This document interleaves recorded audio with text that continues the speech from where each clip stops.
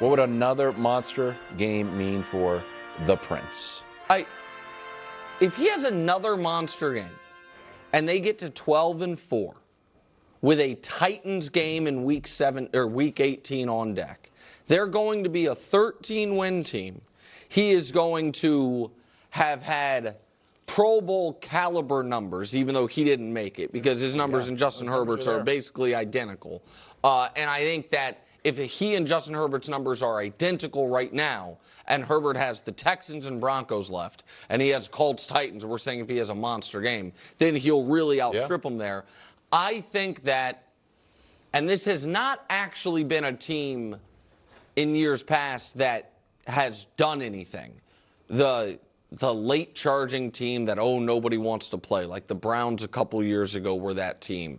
But I think that's who the Jags will be. I think a lot of shows on Monday will say, you know who I could see coming out of the AFC? The Jacksonville Jaguars. And by the way, I think that'll be legitimate.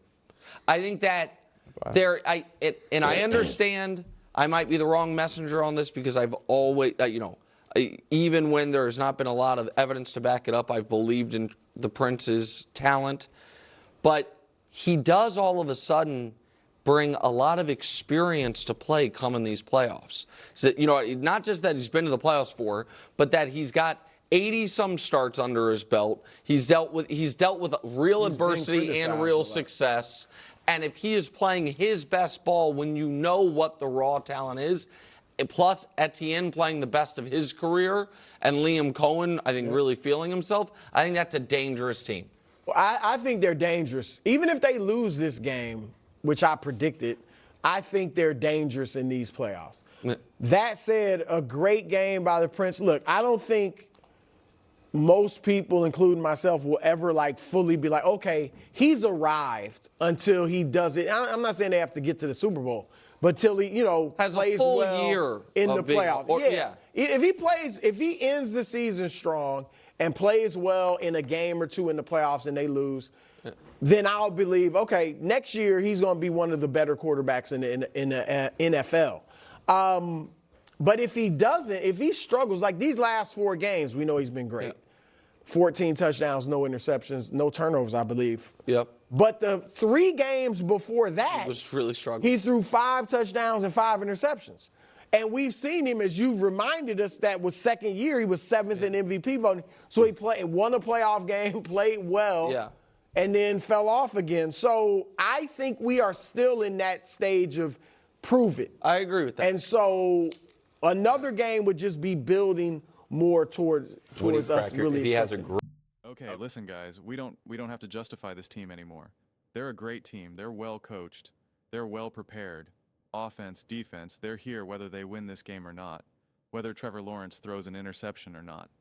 Okay, this team has arrived. They can absolutely positively come out of the AFC. Will they? No idea. I've said this now anytime we're trying to, predict the playoffs. I've said this about every single team, and I firmly feel it in my bones. Otherwise, I wouldn't just keep saying it. At this point, I feel essentially every single team can either get to the Super Bowl or lose the first round. I really mean that. I really, really mean that. If you told him that, and that's why I push back so much on if you lose in the first round, it means that you couldn't, it was proof you were overinflated or really not that good. It's like, no, man, this year is wild. This year is just wild right now. But if we're talking about it through the lens of of really focusing on Trevor Lawrence himself, what does another monster game for Trevor mean? Really kind of nothing at that point, because I do agree, because Trevor's career has been kind of zigzaggy over the years, and again, we can explain and justify the reasons why, coaching injuries, et cetera, but that doesn't really matter at this point. It's just really, what are you doing from this point forward? And so another monster game is great, but it's just very much like, do you just play consistently great? Do you perform at a high level in the playoffs? I mean, it's kind of interesting. Obviously, if you win a Super Bowl, it's like, what is anyone going to say? But if you have an amazing game here, if you have an amazing final 2 games of the season and you lose the first round and you don't even play bad, you play good, you know, nothing crazy, nothing like, oh my God, I just threw 5 interceptions and we just lost, right? We get rocked. You're not going to have the same level of a benefit of the doubt that maybe like people kind of were offering a Justin Herbert. Again, whether right or wrong, it doesn't matter because I'm just talking about what the general perception is and what the conversations have been. And it's just really going to be like, just what do you continue to do from here? And if you lose in the playoffs and you come up short and the next season comes around, I think like in the off season, in the summer, people will be like, hey, you know, see if they can build off the momentum that they had last year. Trevor was really coming on strong. I expect to continue to see that have another off season with Liam Cohen, year 2 with Liam Cohen, et cetera, et cetera, et cetera. So it's coming back. They'll be healthy. I like this draft pick that they just got, this guy who they picked up in free agency, and then it's just really up to them and Trevor to build off that, you know? I mean, it really is. It's like, okay, let's continue to see what you have moving forward. It'll be closer. Again, I'm not saying it's right, but it'll be closer to like the lens that they're looking at like this at a Sam Darnold, where it's like, okay, you were great with Minnesota for this 1 year. Like, what about now in Seattle? And then like once he started performing, it's like, all right, now I think people will be a lot more accepting of a Trevor, because Trevor won a playoff game. He's had other success outside of like one singular year with a Liam Cohen. Plus, people want Trevor to be great. They want that number 1 pick to truly prove to be that number 1 pick in a way that someone like a Sam was pretty much already listed as a bust and on Pumpkin Watch and whatnot, in a way that Trevor wasn't. So like Trevor's perception and the conversations around him are just pretty fascinating, honestly, and like pretty layered, and you know, a little extra messy, especially because obviously, as Jags fans know, like you're in Jacksonville, and so the conversations are just like, you know, a little narrow, and it's just kind of like, you know, if you're doing something great, we'll talk about you. If you're doing something bad, we'll talk about you. No nuance needed, nothing in between, no reason to have to try to stick the landing or thread the needle in any conversation. If you're great, hey, you're great. If you're bad, nah, you're bad. Keep on keeping on. And it just is what it is. It's very similar, ironically, to Miami as well with Tua. And it was like when they were flying high and playing great, this is amazing. When they're playing bad, they're like, they're playing bad, but let's just worry about other teams now. And that's kind of what the Jags get. So I think it just really continues to be, Trevor Lawrence will very much have this short-term perception of, what have you done for me lately, in terms of how the media kind of evaluates where he's at, where this team is at. But I mean, in terms of trying to figure out, can this team do damage? How great are they? The success that Trevor can or can't have moving forward, and I mean now moving forward in terms of this season, not, you know, in years to come. It's just, to me, it's already there. It's already proven.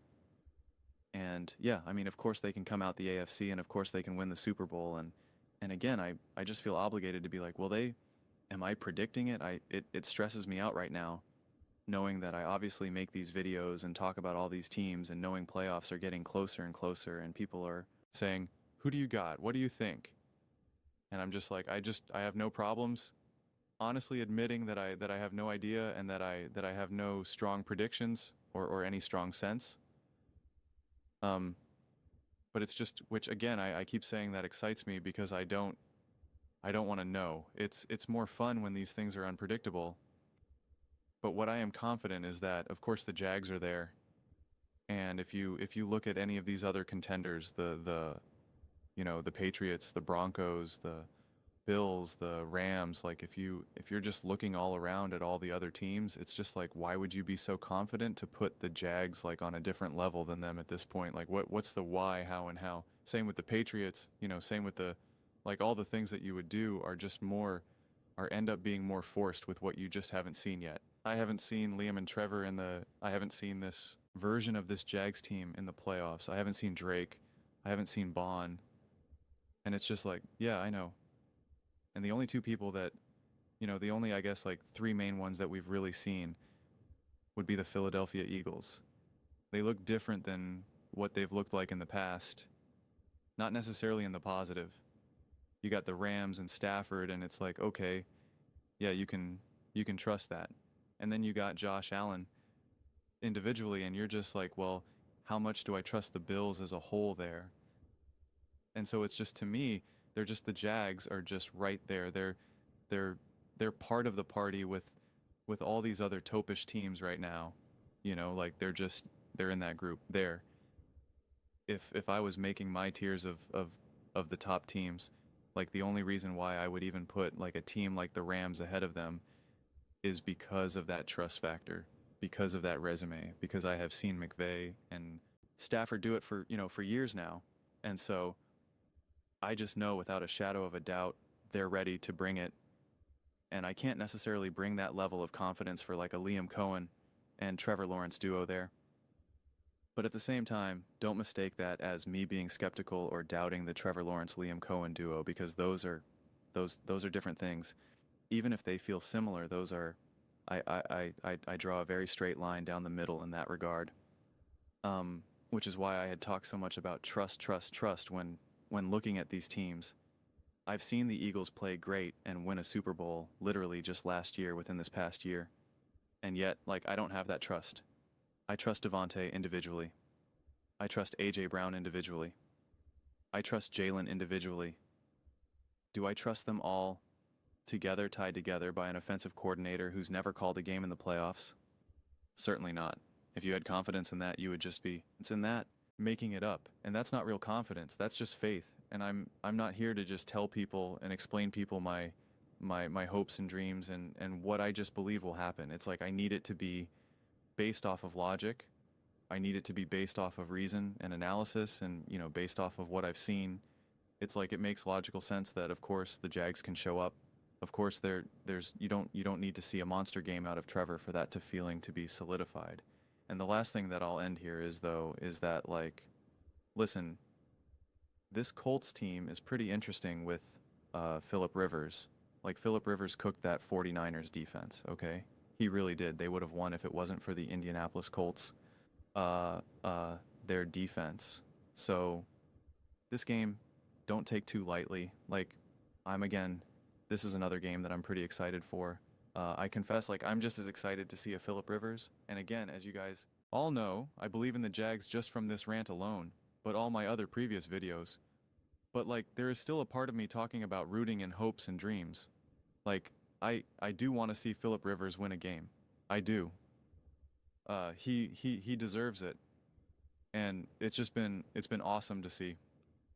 Not saying that I'm rooting against the Jags here or anything like that, but it's been really, really impressive to watch Phillip Rivers play, and hopefully they get mic'd up again like they got against the 49ers, because watching Phillip Rivers command the line of scrimmage and pre-snap was just, if you're a football nerd, man, it was just beautiful to see. It really was. But I imagine the Jags defense will be better suited against this Colts offense. And, considering what Brock Purr and that offense was able to do, like, it was pretty easy.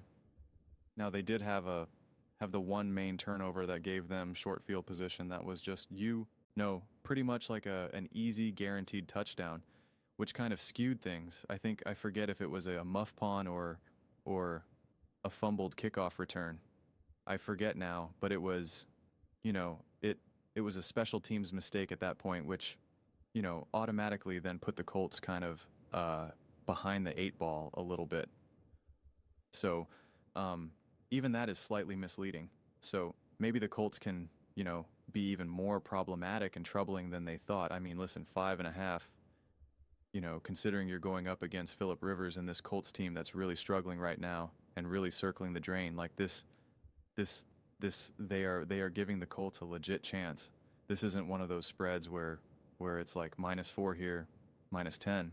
Like 5.5 is it's healthy, but it's still within a touchdown, right? Like it's nothing crazy here. I mean, weren't the Broncos favored by like 10 plus or no, whatever the heck it was. And so this has the potential to be a game, or this is the way how I see it. It's either going to be like a game where you're like, all right, man, like this is let's go. Or the Jags are going to absolutely positively annihilate them. Absolutely. It's going to be just an absolute domination.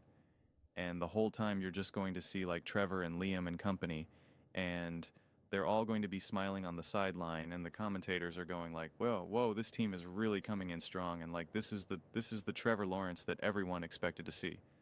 This is why Jacksonville brought in a guy like Liam Cohen. Hey, can't Liam Cohen be the coach of the year? Why aren't we talking about Trevor be the MVP? And it's just going to be just nothing but endless positives. You'll have to take a shower from all the praise. So it's either that or competitive game. I don't see anything in between. Nothing in between. Pure domination, or I don't know, man. Who's going to have the ball last? So I know which side I'm rooting for because I want the drama. I want the action. I want the energy. I don't want a game that I could just like half pay attention to. I want a game that I'm like locked in and taking notes and want to break down aggressively. So let's get after it. But those are just my thoughts. I'd absolutely love to hear yours. What do you guys all think about Trevor Lawrence and the Jacksonville Jaguars? Would a monster game mean anything to you? Do you think it should mean anything at this point of the season for Trevor and the Jags, for that matter? Let me know your thoughts in the comments below. I read every single comment, so you agree with me or disagree with me, either way. Let's get to some discussions, get some fights, but ultimately, let's just have some fun. Please do consider subscribing. We are building an amazing community here, and absolutely love to see you part of it. I want to build something that we all generally feel connected to, something that we're really excited to be part of. I think we're well on our way to doing it. Please don't forget to give this video a thumbs up, as it really does help visibility in the algorithm. Thank you so much. See you next time.